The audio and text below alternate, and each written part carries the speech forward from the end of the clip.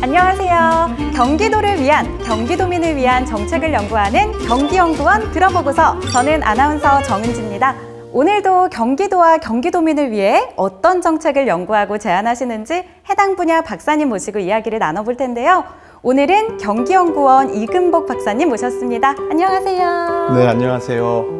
경기연구원에서 인구역량평가센터에서 일하고 있는 이근복입니다. 반갑습니다. 오늘 주제 굉장히 궁금합니다. 네, 이번에는 경기도민의 삶의 질에 관한 이야기입니다. 어떻게 하면 경기도의 불평등의 문제를 해소하고 삶의 질을 높일 수 있을지, 그러기 위해서는 어떤 정책들이 필요하고 어떤 자료들이 필요한지 지금부터 그 내용에 대해서 말씀드리도록 하겠습니다.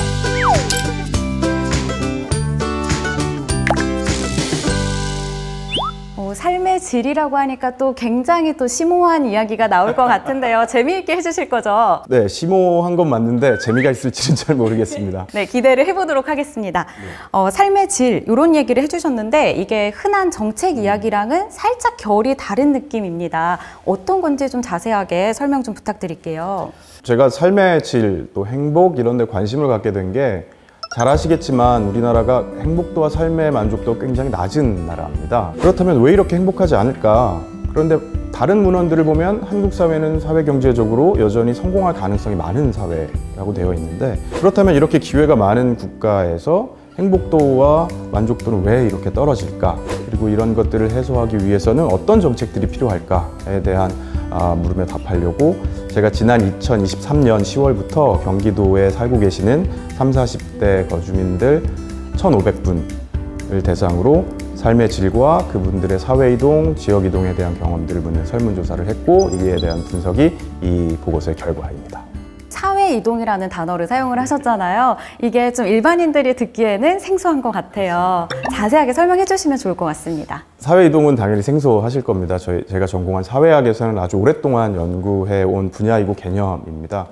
한 사회에 살고 있는 개인이나 집단은 그 사회의 구조하에 어느 위치에, 그 위치를 사회학에서는 계층 혹은 계급이라고 부릅니다. 이 사회이동은 이 계층과 계급의 위치가 개인의 삶에 따라서 혹은 부모 세대와 비교했을 때 어떻게 변했는지를 분석하는 개념이라고 보시면 됩니다. 부모는 직업지위로 봤을 때 그닥 높은 사회 경제적 위치에 있진 않았지만 자녀가 다양한 노력이나 혹은 여러 조건들 하에서 그보다 더 좋은 위치에 직업을 갖게 되면 이것을 우리는 세대 간 사회 상승 이동이라고 부릅니다. 부모 세대보다 더 나은 직업을 가졌다는 뜻이죠. 반대는 하향 이동이 되겠고요. 우리가 사는 세상이, 우리가 살고 있는 현 사회가 개인의 노력만으로 지위를 선택할 수 있는 사회인가? 어떻게 생각하세요? 선택할 수 있을까요, 우리가? 선택은 할 수 있지만 약간 한계는 존재할 것이다. 애매하게 한번 답변을 애매한 게 정답입니다. 애매한 게 정답인가요? 맞습니다. 그 높은 사회적 지위 혹은 계층 지위에 오르려면 굉장히 다양한 자원들이 투자가 돼야 되겠죠. 개인의 노력과 능력도 그 자원 중에 하나입니다. 경제학에서는 인적 자본이라고 부르는 게 그 개념인데요. 근데 이보다는 훨씬 더 많은 다양한 사회 경제적 자원들이 필요합니다. 부모의 경제적, 사회적, 문화적 자원이 그 대표적인 것이죠. 어떤 사람은 태어나 보니 자신은 이미 야구장 3루에 위치해 있고, 어떤 사람은 1루에 위치해 있는 거죠. 1루부터 홈까지 들어가려면 2루, 3루를 다 거쳐야 하지만 3루에 있던 사람은 홈까지 바로 갈 수 있겠죠.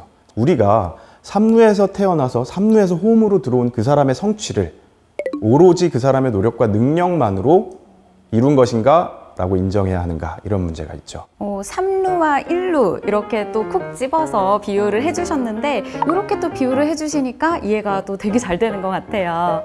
말씀하신 것처럼 출발선상이 다르면 결과도 다르게 또 나올 것 같거든요. 그래서 중요한 게 기회입니다. 기회는 공정하게 주어져야 된다는 것이 중요한 것이죠. 지금 우리가 살고 있는 사회는 개인의 노력만으로 원하는 지위를 가질 수 있는 사회라기보다는 고른 기회를 부여하기 위해서 다양한 사회 정책적 노력을 기울이고 있는 사회라고 보는 게 더 합당하지 않을까라고 생각을 하고 있습니다. 그러면 또 궁금한 게 연구 결과가 어떻게 나왔는지가 궁금해요. 자신이 청소년기에 부모, 아버지의 직업 지위를 제가 물어봤고요. 그 다음에 현재 자신의 직업 지위를 물어봤습니다. 그리고 이 두 개를 비교했을 때 부모의 직업 지위보다 더 좋은 직업 지위를 가지고 있는 사람의 비율이 54.2%, 과반 이상이었죠. 그리고 70% 이상은 부모와 비슷하거나 더 좋은 직업을 갖고 있는 사람들로 나타났습니다. 여전히 기회가 열려있는 사회라는 것이죠. 그럼 과연 부모님보다 더 나은 직업을 가졌으니 삶의 만족도도 더 높지 않을까요? 저도 그렇게 기대를 했는데 결과는 그러지 않았어요. 아, 그래요? 왜요? 제가 삶의 만족도를 크게 생활 수준에 대한 만족도와 사회관계 만족도로 나눠서 측정을 했고요. 사회 이동 경험이 삶의 만족도를 높이는지 낮추는지 분석을 해봤는데 부모보다 더 나은 직업 지위를 성취한 도민의 경우에는 10점 만점에 생활 수준 만족도가 5.96, 사회관계 만족도는 6.54. 근데 이게 거의 평균하고 비슷했고요. 하향 이동을 한 사람, 부모, 아버지보다 더 낮은 직업을 갖고 있는 사람들하고도 큰 차이가 없었습니다.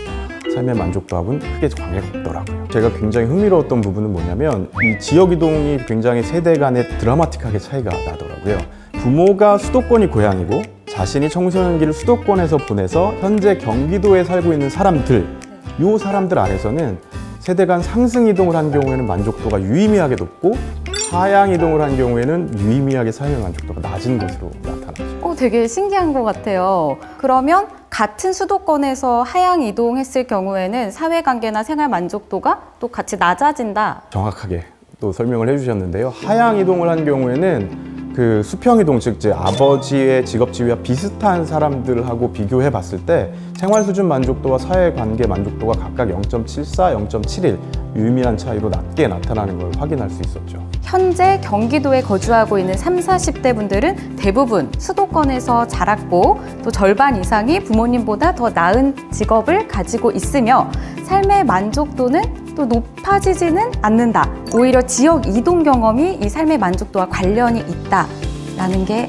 맞는 건가요? 지금까지 이해한 게? 정확하십니다. 중요한 포인트는 수도권이 고향인 부모 밑에서 자란 사람들, 수도권에서 자란 사람들 사이에서는 사회 이동과 삶의 만족도의 차이가 있었다는 거죠.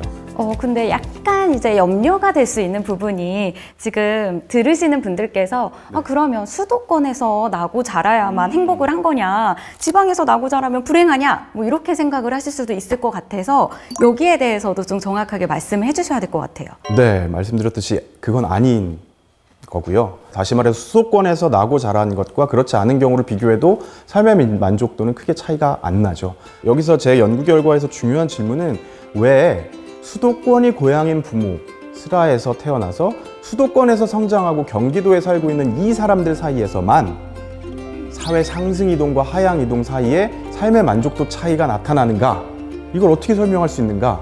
이게 중요한 질문이고, 우리가 그냥 생각해 보면 부모의 고향과 내가 자란 지역과 현재 거주하고 있는 지역이 지리적으로 수도권이라는 공간에 묶여 있는 거잖아요. 이 얘기는 뭐냐면 부모 세대가 갖고 있는 사회관계와 내가 현재 형성하고 있는 사회관계 사이에 겹쳐질, 중첩될 가능성이 높다는 얘기라고 저는 해석을 했거든요. 그 부분을 주목하는 게 중요할 것 같습니다.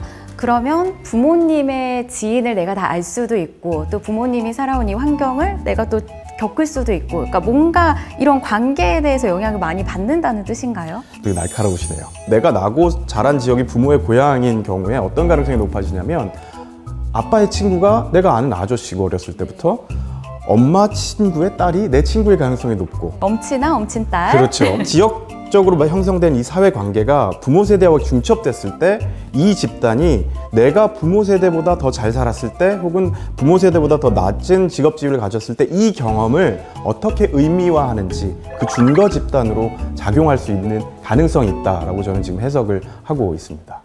지금 경기도에 살고 있는 30, 40대의 대부분은 수도권 출신이죠. 그렇다는 얘기는 이 30, 40대의 자녀들은 대부분 수도권이 고향인 부모 밑에서 태어나서 수도권에서 크고 있다는 겁니다. 이 자녀들이 성년이 되고 그들이 사회 이동이 어떻게 되느냐에 따라서 이 미래 세대의 삶의 만족도가 변할 수도 있다는 겁니다. 그래서 부모의 사회 경제적 지위와 상관없이 성공할 수 있는 기회를 만들어주기 위한 정책들이 지속적으로 고안되고 운영되어야 될 것입니다. 우리의 삶의 만족도를 판단하는 기준은 또 겉으로 드러나는 직업이나 사회적 지위가 전부가 아니고 성장할 수 있는 환경이 갖춰져 있는지, 또 삶을 행복하게 해주는 사회관계를 어떻게 만들고 있는지 요거를 함께 고려할 필요가 있다고 말씀을 하신 것 같아요. 이 결과를 듣고 나니까 어떤 정책을 연구하든 굉장히 중요한 자료가 될 수 있겠다 이런 생각이 듭니다. 부모의 사회경제적 지위와 상관없이 공정한 기회를 보장하는 정책, 그리고 개인의 삶을 긍정적으로 의미화하는 사회관계를 고민하는 정책, 이런 정책들을 고민할 때 의미 있는 기초 자료를 제공한다는 점에서 조금이나마 제가 한 연구가 도움이 될 것 같습니다. 네, 오늘 좋은 말씀 해주셔서 정말 감사합니다. 경기도민의 삶의 만족도를 높이기 위해서 이렇게 다양하고 심층적인 연구가 이루어진다는 걸 알고 나니까 또 굉장히 감사하네요. 네, 그럼 오늘 경기연구원 들어보고서는 여기서 마치겠습니다. 경기도와 경기도민을 위한 경기연구원의 정책 이야기. 경기연구원 들어보고서. 지금까지 아나운서 정은지 그리고 경기연구원의 이금복 박사님이었습니다. 함께해 주신 시청자 여러분 고맙습니다. 저희는 다음 시간에 더 흥미로운 주제로 찾아뵙겠습니다. 그럼 안녕. 경기연구원